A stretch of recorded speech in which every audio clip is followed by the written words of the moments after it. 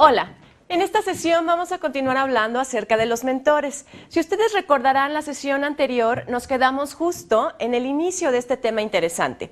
Antes de adentrarnos por completo en el concepto de lo que es un mentor, cuál es su función y la gran utilidad que este tipo de personajes van teniendo dentro de nuestras organizaciones, es importante que nosotros comentemos y apuntemos algo acerca de uno de los principales sociólogos que han existido en la época contemporánea, que es Jürgen Habermas.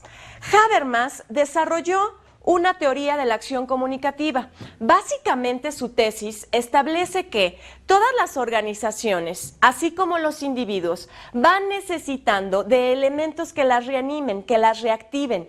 ¿Para qué? Para que así también los individuos puedan sentirse parte de y se puedan ir adaptando de una manera mucho más rápida.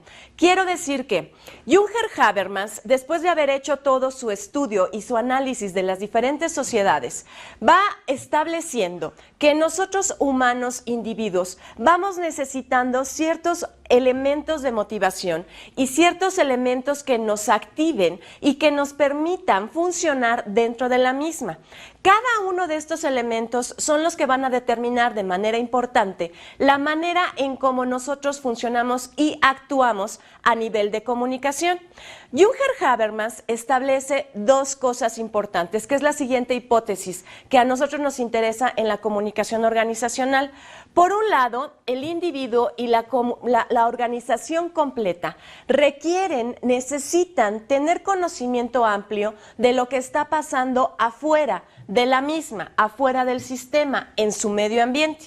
Y por otro lado, también necesitan el individuo y las organizaciones tener una idea clara de qué es lo que está ocurriendo hacia adentro de la misma. Como individuos, como empleados de las organizaciones, es muy importante que nosotros sepamos qué es lo que se espera de nosotros.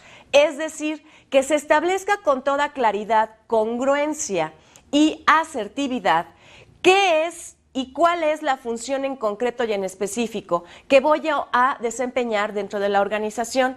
Esto es el concepto de roles. Ahora bien, nosotros como individuos dentro de la organización vamos requiriendo ¿de qué? De reconocimiento, que es lo que nos va a dar la motivación, y por el otro lado de la capacitación. ¿La capacitación en qué sentido? En el sentido de que yo, en cuanto ingreso a la organización, tengo que saber perfectamente bien cuál es el rol, la función, la obligación y la responsabilidad que voy a tener dentro de esta organización. Permítame ilustrar un poco mejor esta idea. Cuando yo estoy formando mi empresa, y entonces contrato a mi primer empleado. Puede ser un mensajero o puede ser una secretaria. Y yo necesito decirle a esta persona, comunicarle de una manera asertiva qué es exactamente lo que yo, organización o yo, empleador, estoy esperando de este individuo. De esta manera yo tendré que establecer reglas, tendré que establecer normas, tendré que establecer políticas y de la misma manera tendré que iniciar el proceso de difusión de mi cultura organizacional. En la medida en la que yo, líder, tenga la capacidad para poder transmitir esta información de una manera asertiva, el empleado en cuestión se va a sentir mucho más orientado y por lo tanto su proceso de adaptación también será mucho más rápido.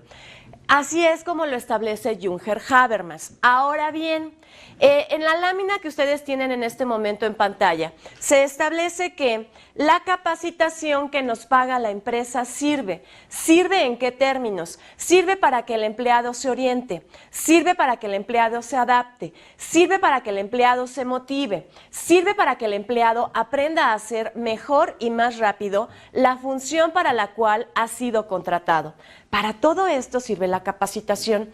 Eso quiere decir que el tema de capacitación forma un ingrediente importante dentro del funcionamiento correcto de una organización. Y esta capacitación se puede dar de diferentes formas.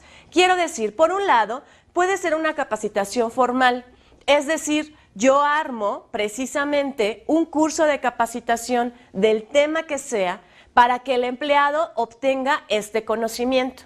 Por otra parte, puede existir, y de hecho así se da, la capacitación informal. A ver, vamos a hacer un pequeño paréntesis. Mira, Johansen Bertoglio, en su libro Las organizaciones y la conducta humana, establece que dentro de una empresa, de un sistema, hay dos tipos de estructuras, como si dentro de esta misma se pudieran visualizar o identificar dos tipos de organizaciones, la formal y la informal.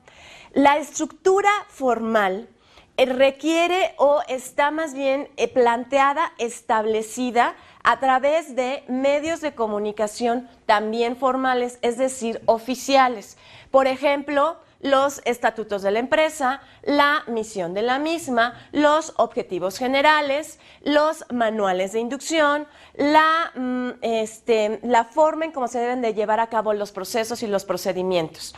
Cuando yo tengo, por ejemplo, una pequeña empresa de textiles o bien una pequeña empresa de costura, ¿sí? Si yo, en cuanto ingresa una nueva costurera, le entrego de una manera formal, institucional, oficial, un documento en donde se establezca absolutamente todo lo que ella debe de hacer, cómo lo debe de hacer, qué se vale y qué no se vale. Estoy hablando de los reglamentos. En ese momento, la capacitación formal aparece en el escenario y se da a través de la estructura formal, es decir, de una manera oficial. Esto está establecido, escrito, armado, y por lo tanto así se difunde. Por el otro lado, la capacitación informal la podemos obtener en el día a día. ¿Qué quiero decir? Llega la costurera a su primer día de trabajo, se sienta en su área asignada y las mismas compañeras o los jefes inmediatos le pueden a ella ir enseñando y capacitándole en cosas tan sencillas como en dónde está el baño, cuál es la hora para salir a comer, cuál es el tiempo que ella se puede tardar en realizar esta actividad, cuándo son las fechas de entrega, cuáles son los estándares de calidad, y todo esto se va estableciendo a través de una capacitación informal. ¿Informal en qué sentido? En el sentido de que no está por escrito. Sin embargo, sí hay individuos dentro de la organización que le van proporcionando este tipo de conocimiento a la nueva costurera. Bien, les voy a pedir que por favor pasemos a la siguiente lámina. En ella se establece, por un lado, la definición de mentor, así como las grandes ventajas que estos individuos pueden ir teniendo dentro de la organización. Un mentor, como dijimos la sesión pasada, es un individuo que está dentro de la organización, que se convierte en un ejemplo a seguir y que básicamente lo que va haciendo de una manera cotidiana es enseñar, aconsejar, apoyar y por lo mismo capacitar al nuevo empleado. El sistema de mentores es un elemento que se ha utilizado de manera tradicional, por ejemplo, en organizaciones como los equipos de deportes. Específicamente, y a mí me gustaría que habláramos en este momento de un equipo de fútbol americano. Yo no sé si ustedes han tenido oportunidad de ver una película que en español se llamó Un Domingo Cualquiera. Esta película es en verdad un muy buen ejemplo de cómo es que pueden funcionar los mentores en el proceso de adaptación y en la capacitación que dice Habermas, que va necesitando el individuo para poder reactivarse y reanimar a la organización misma. En esta película, que es con Al Pacino, que tiene un reparto realmente interesante, lo que sucede es lo siguiente: es un equipo de fútbol americano que tiene su sede en Miami.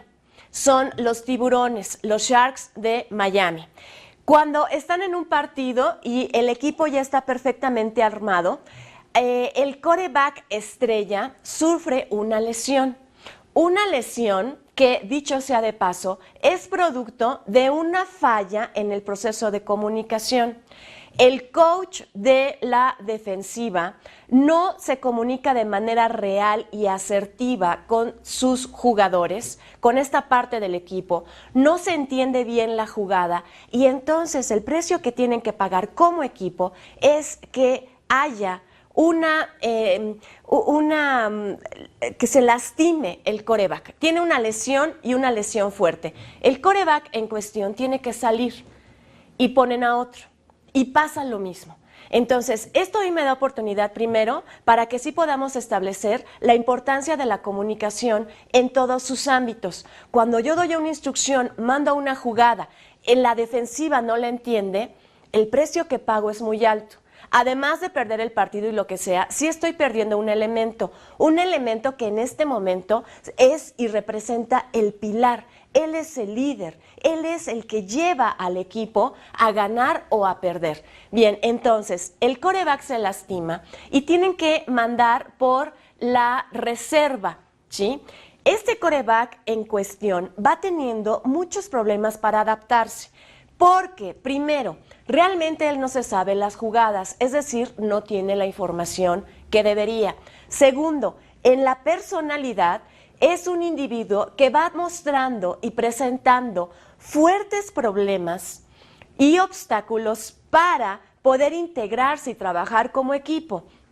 Cosa que en verdad sorprende. Si lo vemos desde el punto de la comunicación organizacional, esto pareciera ser que es una situación que nada más no podría estar dentro de una estructura significativa y sin embargo sucede. ¿Por qué? Porque seguramente a este individuo no se le ha motivado lo suficiente y así se puede ver a lo largo de la trama de la película. Por el otro lado, esta persona tiene un resentimiento real tanto con su equipo como con el coach que nunca lo ha visto, que ni siquiera se sabe su nombre, ¿sí? Recordarán ustedes cuando habíamos hablado un poco acerca de la importancia que tiene que nosotros conozcamos a nuestros seguidores, que conozcamos a nuestros colaboradores, que realmente tengamos una conciencia y una responsabilidad de quiénes son, cómo se llaman, cuál es la situación emocional, psicológica, intelectual y física que van teniendo.